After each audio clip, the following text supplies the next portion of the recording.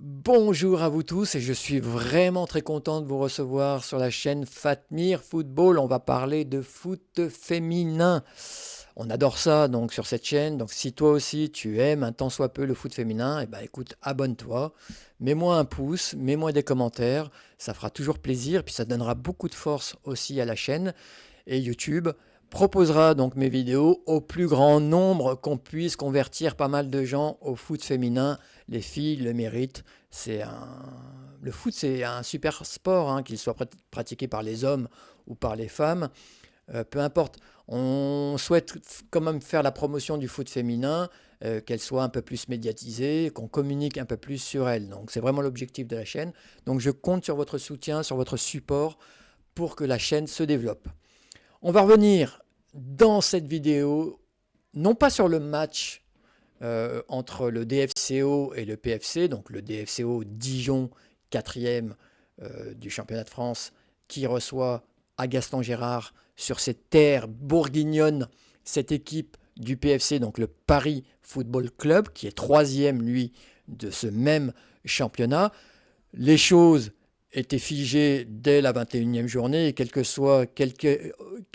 qu'aurait pu être le résultat à l'issue de ce match, rien n'aurait changé. Donc c'était un match qui comptait pour du beurre. Sandrine Soubeyran, d'ailleurs, l'avait bien compris, puisqu'elle a totalement chamboulé son 11 de départ. Donc toutes les stars de ce 11 de départ sont donc exemptes de ce match. Place aux jeunes, place aux jeunes filles du centre de formation. C'est une aubaine pour elles de jouer à un tel niveau. C'est une chance donnée par Sandrine Soubeyran, donc la coach, à ces jeunes joueuses de jouer un match dans l'élite. Donc c'est une très très bonne chose. Et puis du côté du FCO, c'est de continuer à performer, à surfer sur une très bonne dynamique. Donc on ne va pas vraiment parler de ce match. Voilà, moi je vous ai planté le décor. Il y a eu 6-0 pour les joueuses du DFCO. La marche, je pense, était un peu trop élevée encore pour ces jeunes filles, mais c'est un apprentissage bénéfique pour elles, même si c'est difficile. Voilà, vous prenez une gifle, vous prenez 6-0, c'est cuisant, mais c'est tout de même bénéfique. C'est paradoxal ce que je dis, mais c'est vrai que parfois c'est dans des défaites comme celle-ci qui font mal, qu'on apprend, qu'on retient beaucoup de leçons, et je pense que ça sera le cas pour ces jeunes filles qui apprennent le très haut niveau. Il y a encore de la marge, il y a encore du chemin à faire, il y a encore des efforts à effectuer. Et puis, alors, paradoxalement aussi, pour le PFC, elle reste en très bonne position pour affronter le PSG, donc en demi-finale des playoffs de la Première Ligue, pour attribuer ensuite le titre de champion de France. Donc elles vont affronter le PSG qu'elles ont battu en Coupe de France. Donc elles se présentent dans de très bonnes dispositions. Et puis le DFCO, avec cette victoire et puis ses nombreuses victoires précédentes, arrive aussi dans les meilleures conditions pour, pourquoi pas, jouer un sale coup à l'Ogre lyonnais qui n'est pas dans les meilleures dispositions, on va dire, pour ces demi-finales de play-off. Donc ça sera difficile pour l'OL, ça sera difficile pour le PSG de rencontrer ces deux clubs. Alors, nous allons rendre sur cette chaîne, au travers de cette vidéo, un grand hommage à une grande dame qui va tirer sa révérence donc, en fin de saison. J'ai nommé bien évidemment Gaëtane Tinet, qui à 40 ans donc, a décidé de prendre une retraite bien méritée, bien évidemment. On va revenir sur son immense carrière, qui n'est pas encore terminée, puisque son club est encore en lice pour aller chercher, pourquoi pas, un titre de champion de France. Ce serait une sortie en apothéose pour une des reines du foot féminin français. Rendez-vous compte, après avoir gagné la Coupe de France, aller chercher au nez et à la barbe du PSG et de l'OL, pourquoi pas donc ce titre de champion de France, ce serait énormissime. Donc on va revenir sur son immense carrière qui s'étire sur 25 ans, qui a démarré donc en D1 à l'époque, la première ligue Arkema donc du championnat de France s'appelait la division 1, la D1. Et elle a commencé donc sa carrière du côté de Saint-Mémy, donc jusqu'au PFC jusqu'à cette victoire en Coupe de France. Donc 25 ans au plus haut niveau pour cette joueuse. On va revenir bien évidemment en chiffres sur cette période. Les chiffres sont têtus, les chiffres parleront d'eux-mêmes. Je pense, rendez-vous compte déjà pour cette saison, Gaëtane Thinet, c'est 5 buts, 7 passes décisives. À 40 ans, c'est quand même notable. Quand on regarde sur l'ensemble de sa carrière, là aussi, les chiffres sont parlants. On va prendre uniquement sur le championnat de France pour commencer. Donc il y a plus de 520 matchs, 521 matchs. Et sur ces 521 matchs, Gaëtane Thinet a marqué 210 buts. Je ne parle même pas des passes décisives. C'est vous rendre compte de son impact, de son rendement dans les équipes dans lesquelles elle a évolué. Et c'est en fait, en termes de ratio, extraordinaire, puisque c'est plus d'un but tous les 3 matchs. Waouh! C'est impressionnant. Et quand on additionne donc ces matchs de championnat à tous les matchs qu'elle a pu disputer en Champions League, en Ligue des Championnes, en Coupe de France, mais aussi avec la tunique bleue, alors là, on est à 779 matchs, toutes compétitions confondues, et 323 buts marqués. Là aussi, le ratio est impressionnant pour cette joueuse. Une joueuse extraordinaire, donc, qui a été vraiment très productive tout au long de sa vie de footballeuse de haut niveau, et qui est passée, donc, comme je l'ai dit, par Saint-Mémy, qui est ensuite allée à Juvisy pour vraiment côtoyer le plus haut niveau en France, mais aussi au niveau européen, puisqu'elle a participé à certaines campagnes européennes. Quand elle a rejoint d'ailleurs Juvisy, l'équipe squattait le haut du tableau. C'était l'équipe qui trustait le plus de titres de championne de France. À l'époque, c'était l'équipe, le club qui comptait. Donc c'était un vrai bond en avant pour elle, ce passage à Juilly. Que disent un passage? C'est vraiment une vie de foot vouée donc à cette ville de Juvisy, qui est ensuite devenue le Paris Football Club, et qui donc entre dans une nouvelle ère, on va dire, avec l'arrivée du milliardaire Bernard Arnault.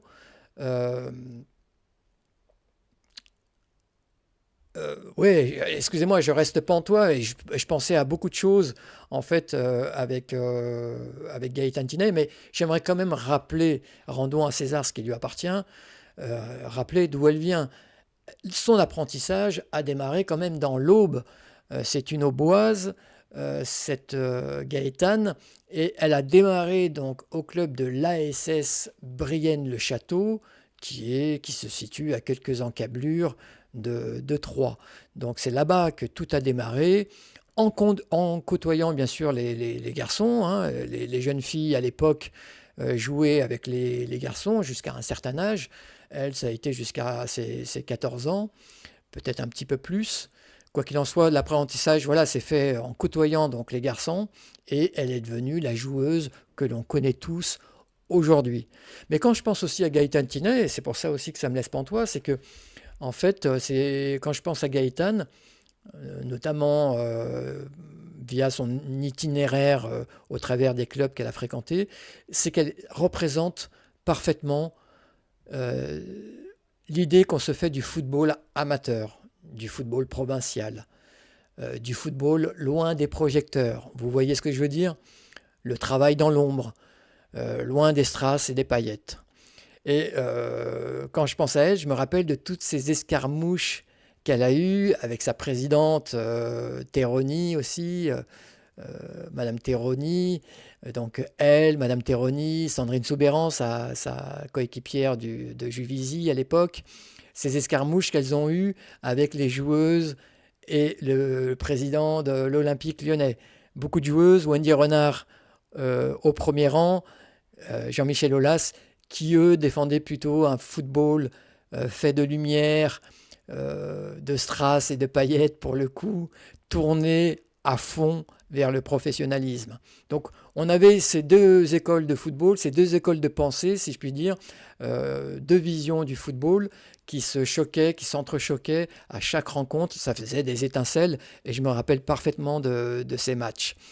Ça n'a pas empêché Wendy Renard de lui rendre un hommage appuyé quand le PFC a rencontré Lyon à Lyon il y a quelques journées de ça.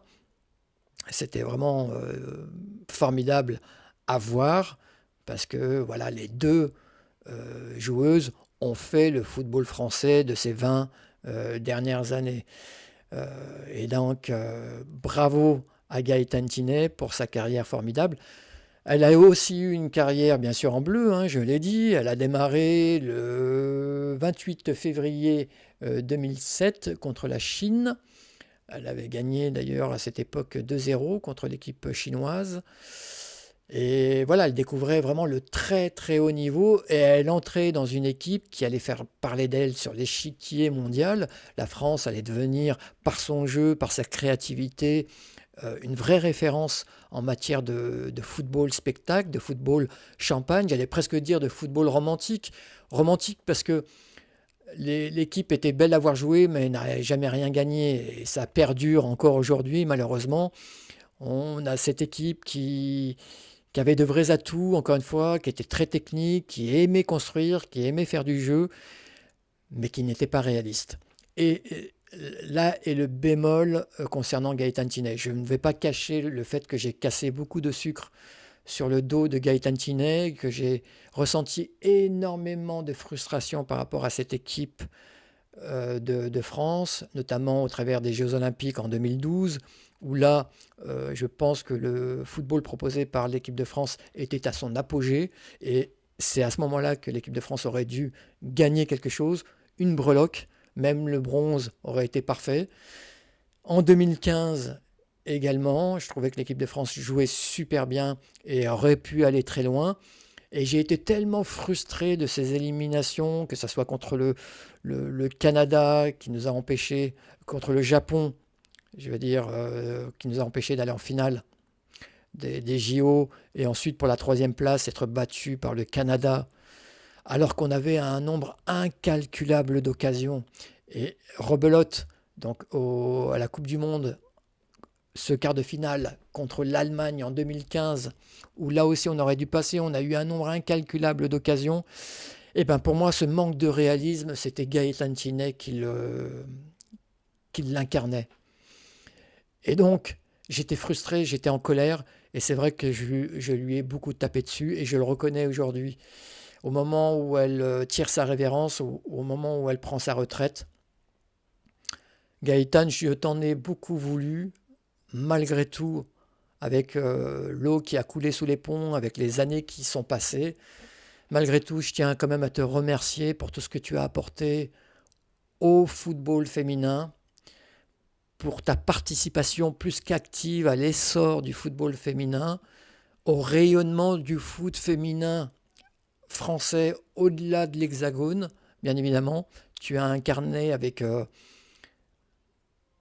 beaucoup d'abnégation, beaucoup de classe, des valeurs formidables du foot féminin, cette fraîcheur, ce football qui n'est pas encore entaché par tout le poison qui peut découler du foot business.